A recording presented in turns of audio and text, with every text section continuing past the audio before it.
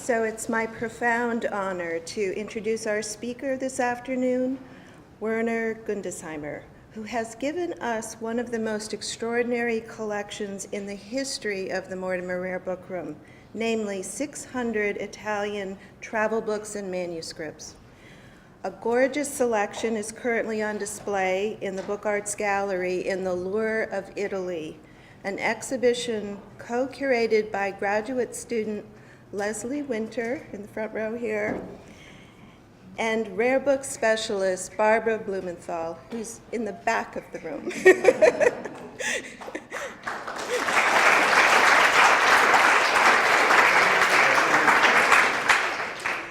The Gundesheimer collection has already been incorporated into the curriculum of many classes this fall and provided a number of students with their thesis and capstone topics. The research possibilities of the collection are endless. Werner Gundesheimer was born in Frankfurt, Germany in 1937 and emigrated to the United States with his parents in 1940.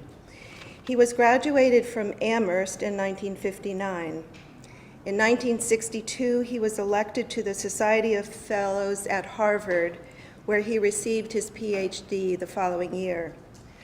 After nearly 2 decades of teaching and writing early modern history at the University of Pennsylvania, Werner became director of the Folger Shakespeare Library, where he served until 2004. During his term, the library's endowment grew from $27 million to $175 million. 30 endowed research fellowships were created and 50 new acquisitions funds established. This is extraordinary.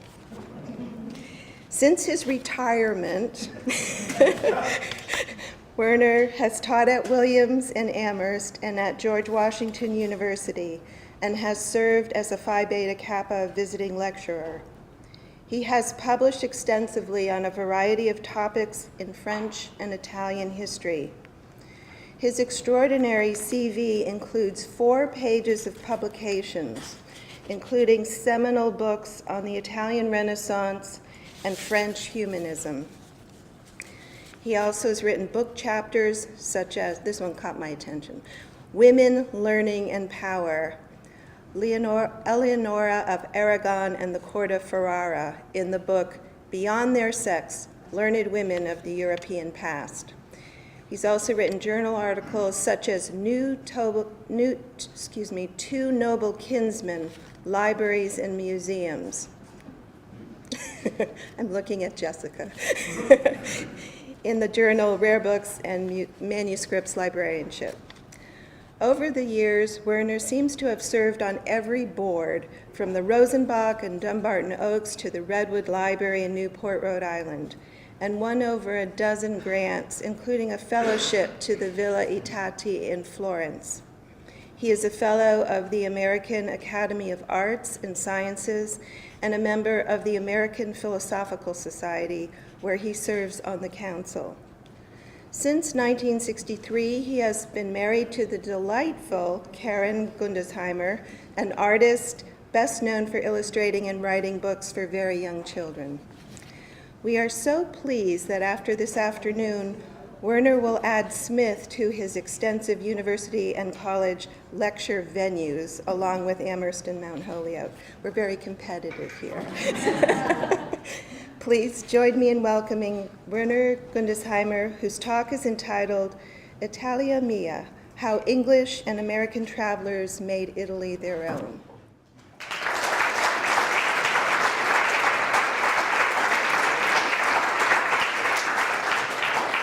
Thank you very much, Karen, for a very gracious introduction. If I ever need a minister of propaganda, I'm going to call you. Italia Mia, actually, I named this talk after a celebrated poem by Petrarch called Italia Mia. It's the 128th poem in the Canzoniere, the book of songs. And it's a very patriotic poem. I didn't think at that time, didn't know what I've since discovered, which is that Italia Mia is also the name of quite a large number of Italian restaurants both in the United States and in Britain.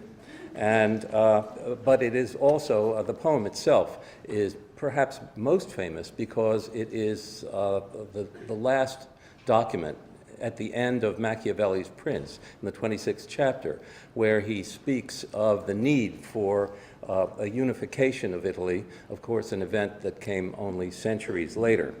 But the words themselves, I think, connote the sense of affection and even possession that so many people who are not Italian have felt about Italy over the years, and that is what I was trying to get at. But I'd like to begin today with some much-needed acknowledgments.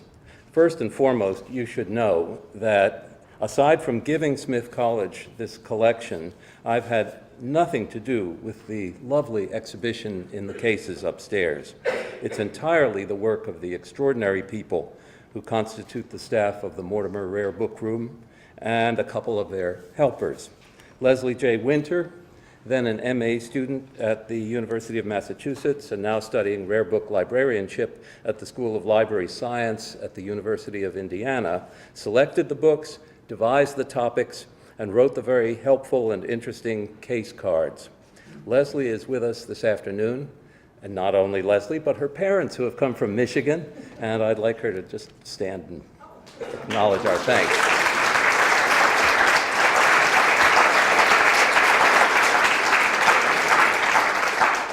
As you know, Barbara Blumenthal designed and installed the exhibition and brought to it her aesthetic and editorial talents.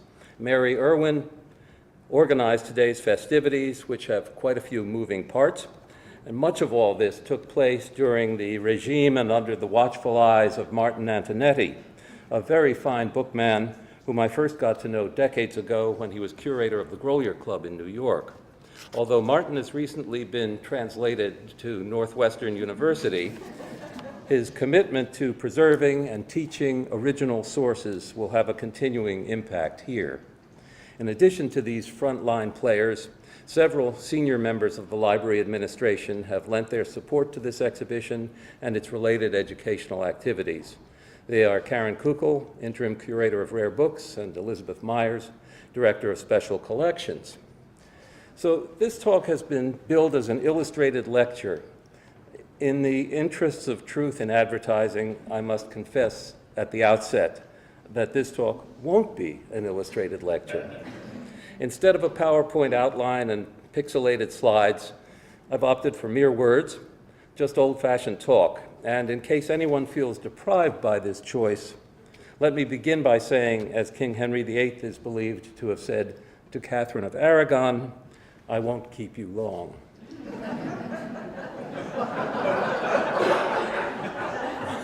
What I want to do is to address a few frequently asked questions about what I used to call my books and manuscripts.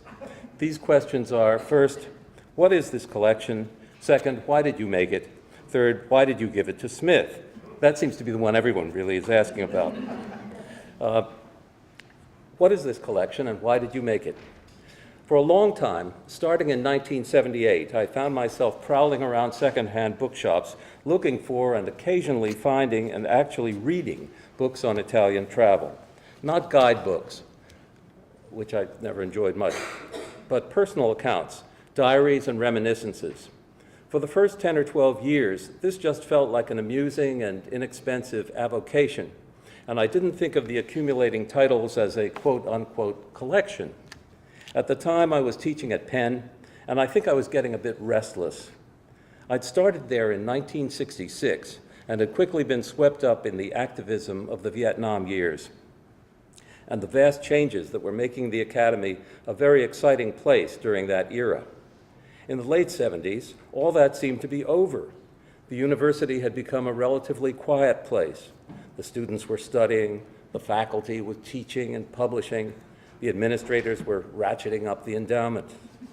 We had recently come back from a research year in Florence, where I'd been a fellow at ITATI, Harvard's splendid Center for Renaissance Studies, the former home of the connoisseur, scholar, businessman,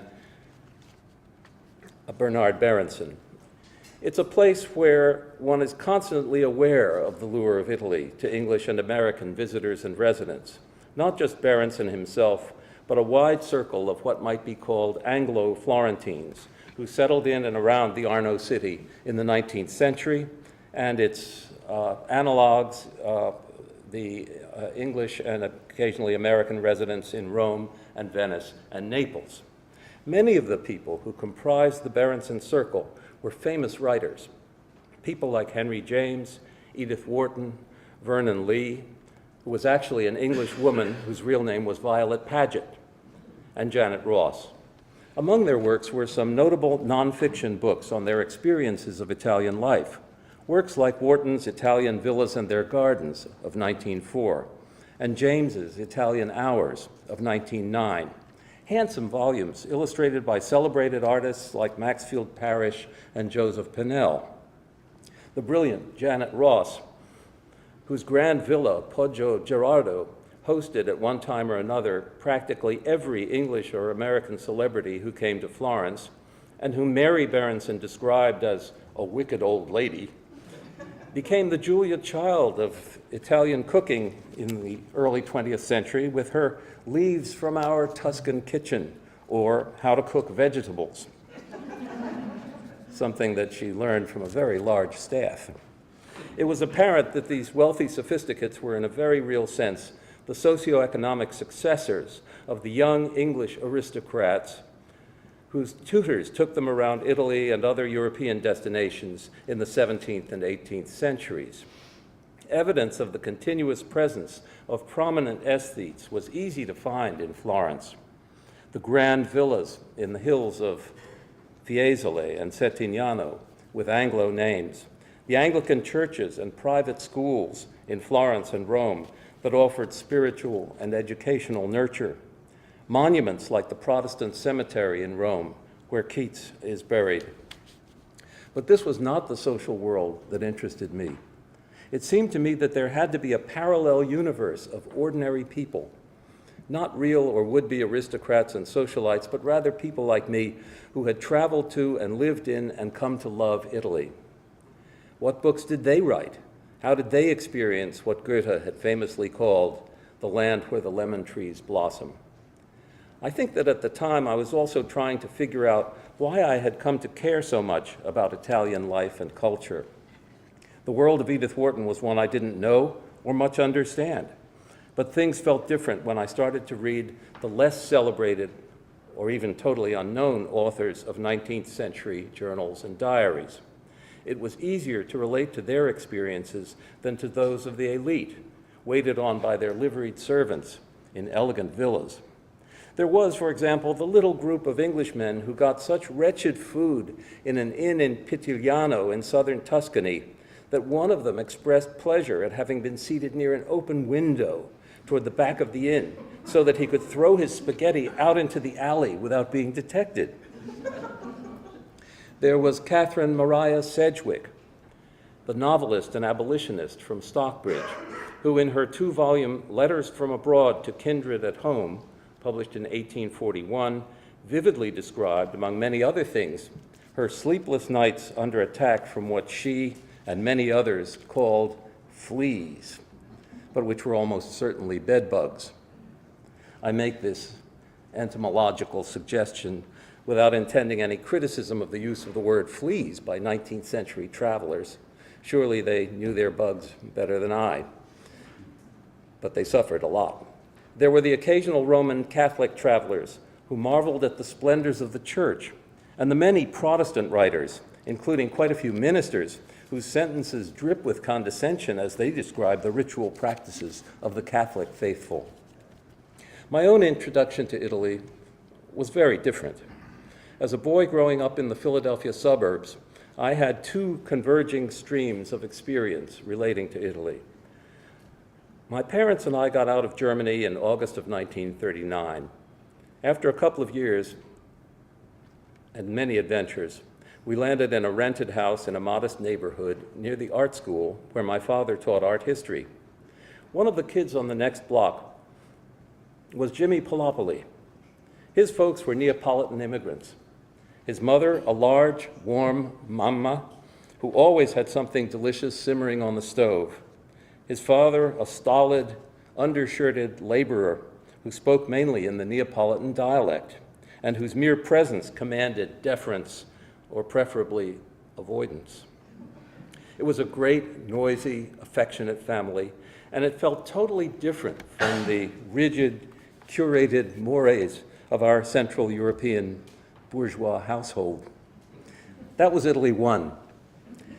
Italy 2 was that in 1953, when I turned 16, my father took me along to Europe on a summer course he was teaching.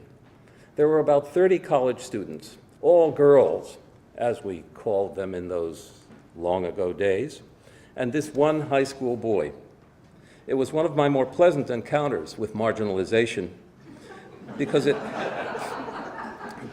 led me to understand for the first time that there were females who, unlike practically all my classmates at the Cheltenham High School, cared about things other than clothes, shoes, and gossip. A great life lesson. We sailed on the Andrea Doria, itself a sumptuous, albeit idealized, introduction to things Italian. By the time we got to Naples, I had discovered pizza, contemporary Italian design, the pleasures of that melodious language. I was smitten, and everything followed from that. I eventually learned from my books that earlier travelers had sought out Italy in pursuit of passions I'd never thought of. Some wanted to study with voice teachers and go to concerts in Venice or Bologna. Their reports on the musical scene are invaluable. Others limited their interest to classical antiquities, which they described and often drew. There are naval officers whose interests lay in topography, mapping coastlines and describing villages, lighthouses, volcanoes, shoals, and the resources for resupplying a warship. There were young people traveling on a budget, like the youthful American author of a work on how to backpack around Italy for 50 cents a day.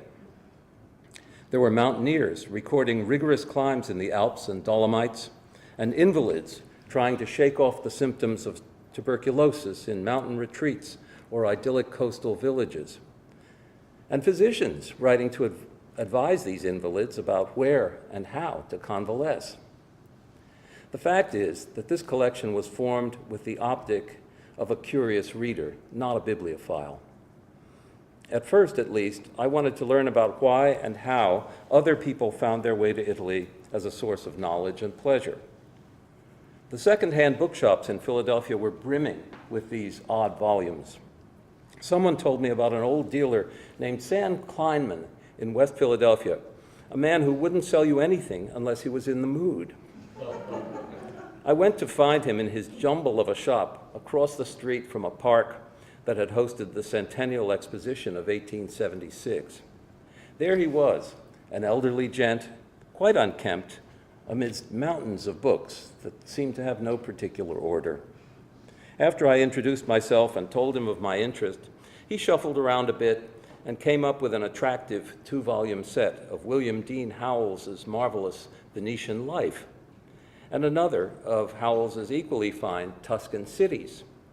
I had heard of Howells, known that he'd been distinguished editor of the Atlantic Monthly, but had not known that before he became a leading figure in American letters, he had served as a young consular officer in Italy and written vividly and perceptively about his experiences there. The books were in lovely condition, and within the parsimonious financial limits I had set for myself, which I think, as I recall, were $15 per set. The problem was that Sam wouldn't sell them. He claimed that an old customer had expressed interest in them. Over the next month, I stopped by a couple of times just to establish some credibility. At some point, he decided I was serious or at least persistent and told me I could have them all. And that was the beginning, and it made me realize that in collecting books, one was also collecting booksellers, who in those not-so-distant days tended to be quirky individualists rather than corporate international businessmen and women. Over the years, my collection of booksellers became almost as interesting to me as the books themselves, and some became lifelong friends. There was the boyish and brilliant Christopher Edwards in London, who came up with many of the less common early books in the collection. There was the earnest and enterprising Teresa Johansson of Kelmscott Books in Baltimore, who offered some great treasures and began every letter with the word greetings. There was Dan D. Simone in Brooklyn, now the Eric Weinman librarian at the Folger, who shared my passion for things Italian and provided many important titles. And there was E.K. Fred Schreiber of New York City, the great authority on the Estiennes and other early Parisian printers like Simon de Colline. It was Fred Schreiber who phoned me from the San Francisco Book Fair and told me I had to buy the beautiful Hamilton manuscript. Not that Hamilton. One volume of which is in the case upstairs, which I had noticed earlier and stupidly passed on in an English bookseller's catalog because it was a bit expensive. He had put a hold on it and passed it on to me with no markup, an extraordinary act of friendship in the book trade. There were amazing characters all around England, in York, Hay-on-Wye, Lewes, Oxford, people who could dig deeply, I suppose would be the right way to put it, not into the memory of their computers, but into their own vast storehouses of knowledge, and come up with a title or author I had never heard of, but that fit perfectly into some corner of the collection. A collection like this is, in many ways, a collaborative effort. After 20 years or so of poking around the dusty shelves on both sides of the Atlantic, the books I'd accumulated to read had begun to feel like a collection. I had set some clearly defined limits to what I would acquire, almost all of which were eventually set aside.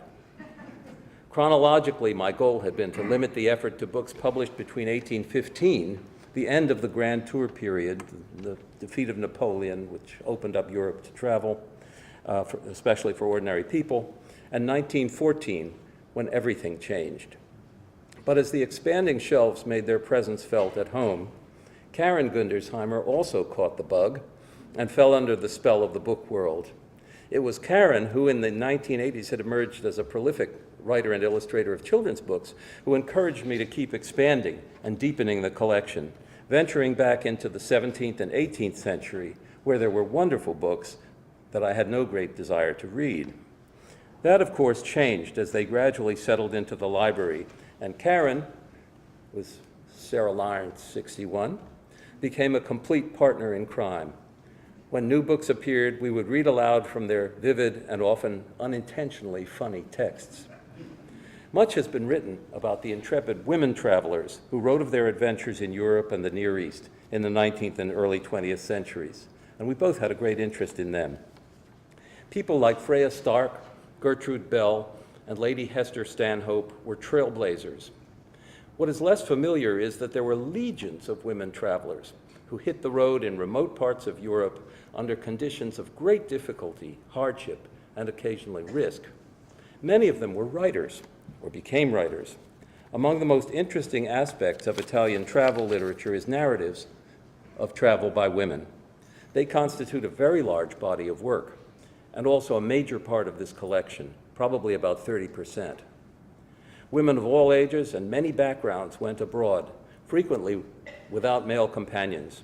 Their husbands had to stay home and run their factories in places like Williamsport, Lowell, and Manchester. Consequently, many women traveled with a friend or two, younger women often with a chaperone, wealthier women with a small retinue of servants. Until about 1840, most of the travel was by horse and carriage, typically in a carriage known as a diligence, an enclosed vehicle drawn by 4 horses, basically like our stagecoaches. Italy during that period was a congeries of small states, each of which had its own taxes, tolls, and customs duties. So these carriages had to stop and deal with such issues constantly. Most of the roads were unpaved, which also meant constant breakdowns, injuries to the animals, and troubles with mud, water, rock slides, and so on. Bandits were a great danger, and captivity narratives rank among the more exciting stories in the collection. Travel itself was rigorous, and at the end of the day, there was an inn that might or might not afford a clean bed, decent food, and proper accommodation for servants and animals. Except for the winter, which had its own unpleasantnesses, mosquitoes and other noxious insects were a recurrent problem, and in many areas of Italy, malaria was a constant, albeit poorly understood, hazard. Things got a little easier by mid-century, when railways appeared, hotels sprang up to accommodate the influx of foreigners, and agents like Thomas Cook and Son began to organize the business. Travelers began to morph into tourists. Impressively, for many women, the rewards of going it alone far outweighed the risks.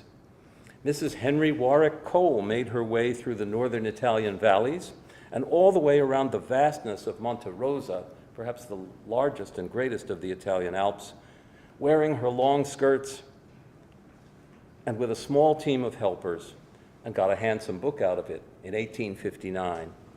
A few years later, one Elizabeth Tuckett anonymously published Beaten Tracks, or Pen and Pencil Sketches in Italy, 1866. Amelia B. Edwards achieved literary successes with her Midsummer Ramble in the Dolomites, that majestic range separating Italy from Austria, which was not the easiest ramble you could undertake. She was also one of the first women Egyptologists. Coincidentally, according to a New York Times article 2 weeks ago on September 24th, headlined, "Britain Recognizes Sites for Role in Gay History," her grave near the house she shared with her companion Ellen Drew Brasher in Weston-super-Mare, near Bristol, has just been listed as a national landmark. Yet it was not only the search for the picturesque that motivated the enterprising women of those times. Consider the case of Francesca Alexander, 5 of whose books are in the collection.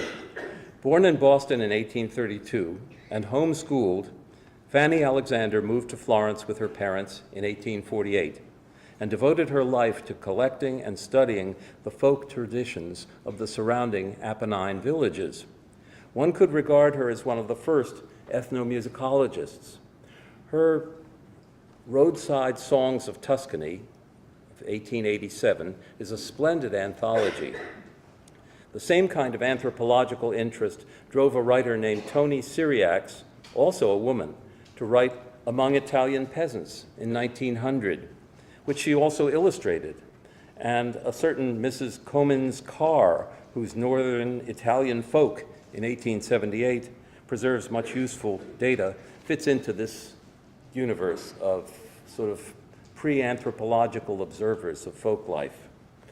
And we can't ignore the girls who just wanted to have fun, wandering from city to city, taking in the major sights and ogling the nude sculptures in the galleries of Venice, Florence, and Rome. Elizabeth Champney's novel, 3 Vassar Girls in Italy, a holiday excursion of 3 college girls through the classic lands of 1886, which is in a case upstairs, is a great example of that genre. Champney, who was a member of Vassar's second graduating class, went on to write dozens of rather fluffy books, including Romance of the Italian Villas and Romance of the Roman Villas, both in the collection. More seriously, but still in the academic vein, there's Mrs. Carolyn Matilda Kirkland, wife of the first president of Hamilton College.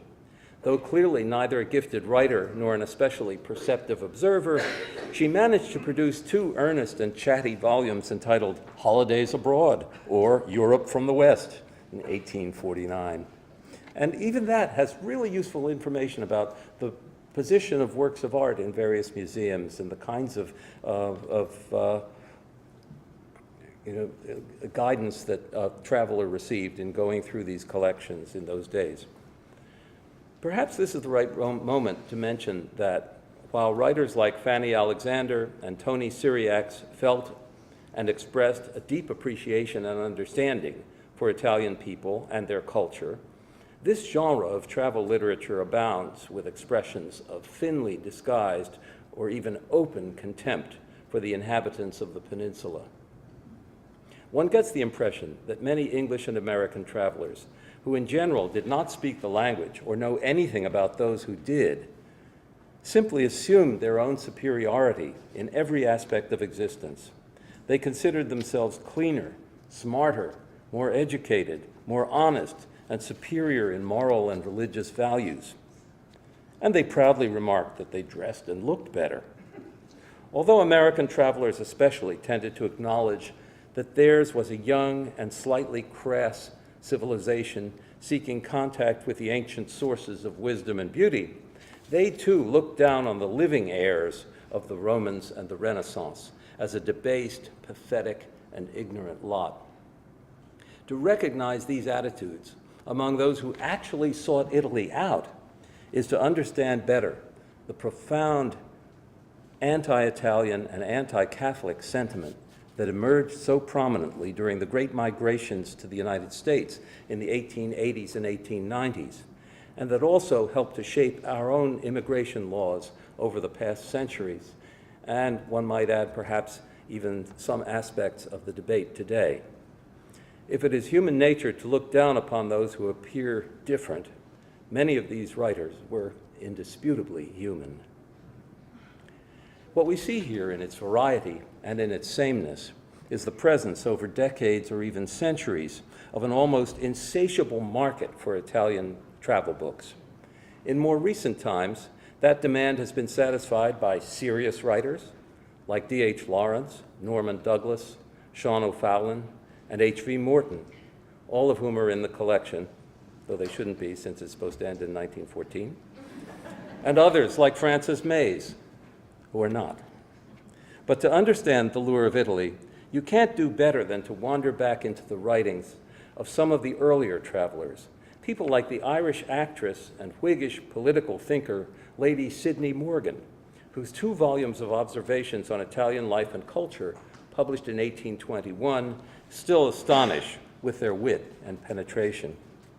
Or, to cite an even earlier example, Patrick Brydone's A Tour Through Sicily and Malta in a series of letters to William Beckford of 1773, a book so interesting that it was reprinted in Greenfield, Massachusetts by one Thomas Dickman in 1798, in an edition so scarce that it has escaped the standard bibliography. By the way, Beckford himself went on to write his own 2-volume travel book. Everybody wrote 2 volumes in those days. Italy, with sketches of Spain and Portugal, 1834, which is now here in its original gray boards from the library of John Sparrow, a great collector who was warden of All Souls. A copy like that appeals to bibliophiles. For quite a while, I wouldn't have applied that descriptor to myself. But eventually, I started to care about where the books came from, who had owned them previously, how they were bound, whether they were first or later editions, and all that sort of antiquarian thing. Inevitably, over the years, some really unusual items joined the more common books, and I had to figure out what to do with these 600 or so titles.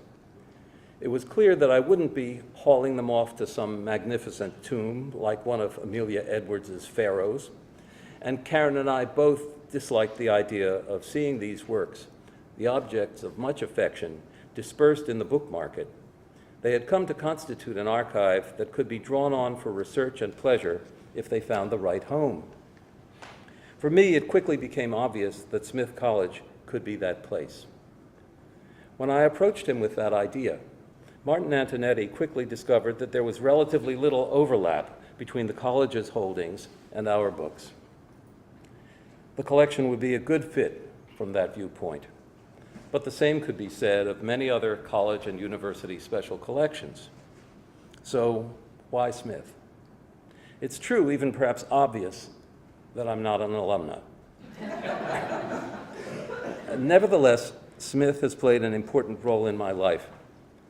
During my undergraduate years, beginning more than 60 years ago, some of my discretionary time was spent on this campus, though not, I confess, within the walls of the Nielsen Library. Several of my admittedly few women friends from those days were students here. I think particularly of Dr. Delight Wing Dodick of the class of 1959, who is here this evening with her husband, my classmate and dear friend, Paul. And of the remarkable Monica Feuerman, also of the class of 59, a fellow refugee whose untimely death from breast cancer deprived the world of a gifted musical artist. And I recalled with gratitude the presence in the 1950s at Smith of a welcoming Hillel organization led by the learned and liberal American historian Rabbi Louis Roucames. It was a place where an occasionally homesick kid from Philadelphia could sometimes actually get a bagel with some lox and cream cheese, when such amenities were literally unheard of in the neighboring towns and campuses. And many years later, Smith offered a scholarship to a struggling rock musician, our son Ben, so that he could pursue a master's degree in elementary education. Mr. G, as that Grammy-winning artist is now known, is performing in Phoenix this week and sends his regrets. He saw the show last week, but his older brother, Josh, who was also a visitor to this campus from across the valley back in the 80s, has taken time out from his practice of pediatrics and is with us tonight with his wife, Eileen, who is a banker who could probably show the Medici a thing or two. These connections with Smith, though meaningful to me, would not have been decisive. The two other points made all the difference. The first is that I had long been an admirer, a great admirer, of the work of Ruth Mortimer. Although I never actually met her, I started using her two great bibliographies during my first semester in graduate school and consulted them regularly for many years thereafter. For a scholar of 16th century French and Italian history and literature, they were and are foundational texts.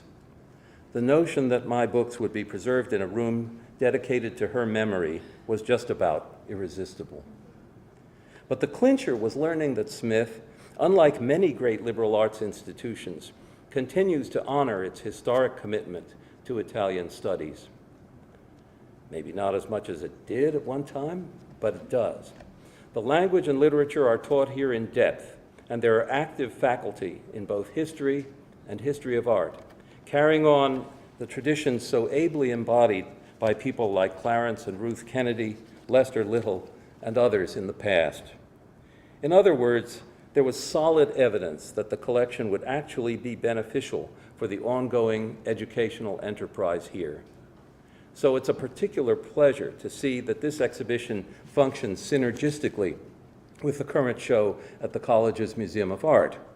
That's how things are supposed to happen on our campuses, but it's far from universally the case. Having made this gift a few years ago, I then got two complete and wonderful surprises. The first was that the great and good John Lancaster was available to catalog it. John had recently retired as head of special collections at the Frost Library at Amherst College. We had known each other for many years, both through the Friends of the Frost, now sadly and inexplicably defunct, and through the historic connections between Amherst and the Folger. He's a great bookman, and in the course of his work, made a whole slew of fascinating discoveries. The second surprise was that Smith decided to replace the Nielsen building with a new library designed by that authentic genius, Maya Lin. The prospect that these books will find their home in what will be a magnificent new space only adds to the gratitude that Karen and I feel so keenly today for the collegial friendship and hospitality we and our books enjoy here. Thank you.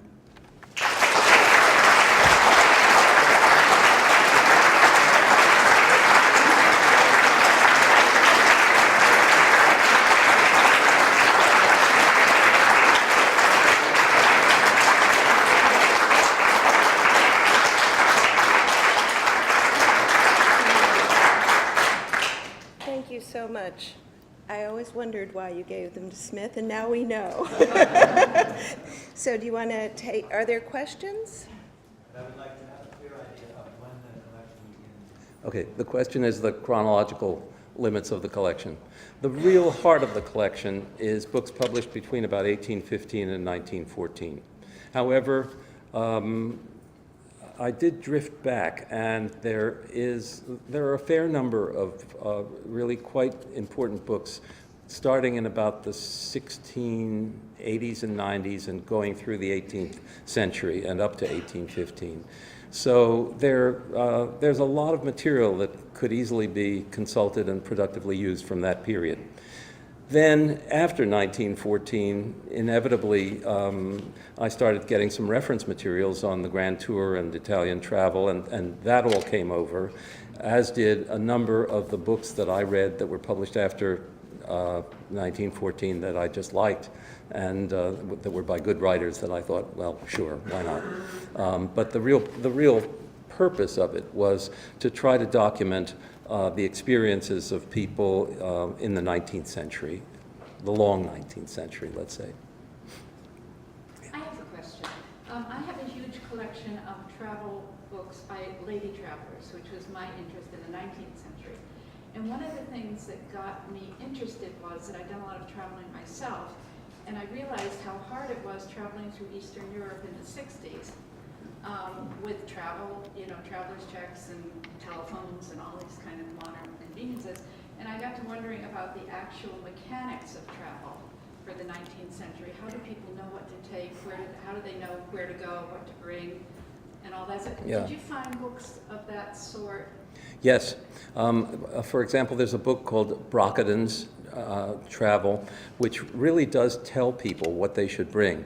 The typical thing was, I mean, they traveled the way we did. They brought too much wherever they went, and they had to deal with this stuff. However, there were people who actually knew that no one was going to know or care what you were wearing. You were going from place to place, and they wouldn't even see it more than once. And so they just took what they could carry. And these tended to be young people traveling on a budget, but they had a much better and easier time of it, I think. And they didn't need the kinds of conveyances and support from porters and handlers that the older travelers did.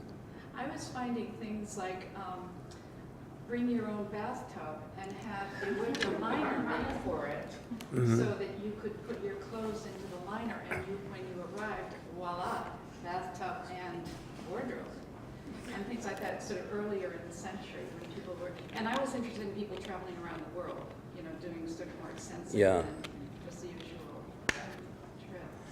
So. I've never come across that, of bringing your own bathtub.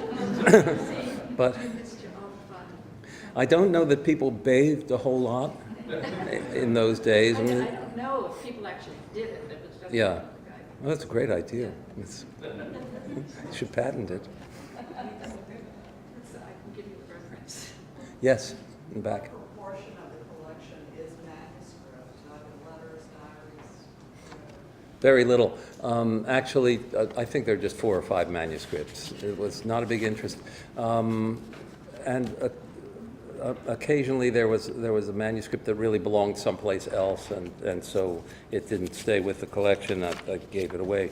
But basically, the main interest was printed books, largely because I wanted to sort of learn something about the impact that these accounts had on other people, and you don't get much of that with a manuscript. There was one manuscript, actually, which is very, very interesting, and although I have to confess that I've only read a little bit of it, but it has now been transcribed as a senior project by a young woman who graduated this past year named Flannery Weiss. Is she here? Hi. Well, Flannery did a magnificent job transcribing a manuscript by... Is it by Sarah Littleton? Caroline Littleton. Yeah, who was an ancestor of Princess Diana, a member of the Spencer family, and it's a rather lengthy manuscript. So this was a really ambitious project of paleography, which for the first time makes this text readily accessible to people who who might otherwise have great difficulty deciphering a rather difficult 19th century hand. And it's in the cases upstairs, so thanks for doing that. That's great. And it's a great example of the kind of research that people will be doing with these things. I understand that some of the travelers also used to take painters with them, illustrators. would you like to comment about the illustrations in some of the books? And I know that some of the earliest travelers did take painters with them. They took painters with them, did you say? People who sketched with Mhm. them so that they could fill out their notebooks. I can't remember the case of one traveler to the Italian Riviera who took two painters with him to Genova and along that coast. Well, certainly many of these books are illustrated, either with woodcuts or etchings, and a great many travelers who kept diaries actually did sketches of their own. And in the 19th century, many English travelers were wonderful watercolorists. There's one example of that upstairs, which is this Hamilton manuscript that I referred to, which has, I think, something like 110 watercolors, many of which are of Italian scenes, others of which are of German and other scenes. But he also interpolated within his handwritten text restaurant menus, people's cards, all kinds of things that he came across that interested him in the 3 trips that he made to the continent. He was a homeopathic physician who also wrote a wonderful book on fly fishing, which is a kind of anomalous part of the collection now. So was there a very active publishing market for these books? I mean, lots of print runs? What was sort of the buying public? Some of them sold very well and went through many editions. Howell's is certainly true of Howell's, but the lesser writers tended not to have more than one printing, and therefore it's often very hard to find things. Like, for example, there was a 2-volume set written by a man named Hemingway Humphrey, who was the president of Amherst College in the 1830s. And I looked for that forever, never found. I mean, the Frost Library has 5 or 6 copies, but you just don't find it in the market because after it came out and his friends read it, nobody else was interested in what he had to say.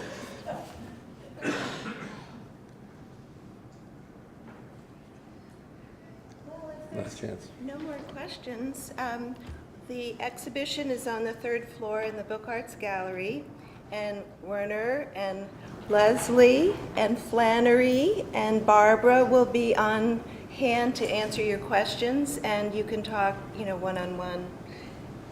So thank you. Great.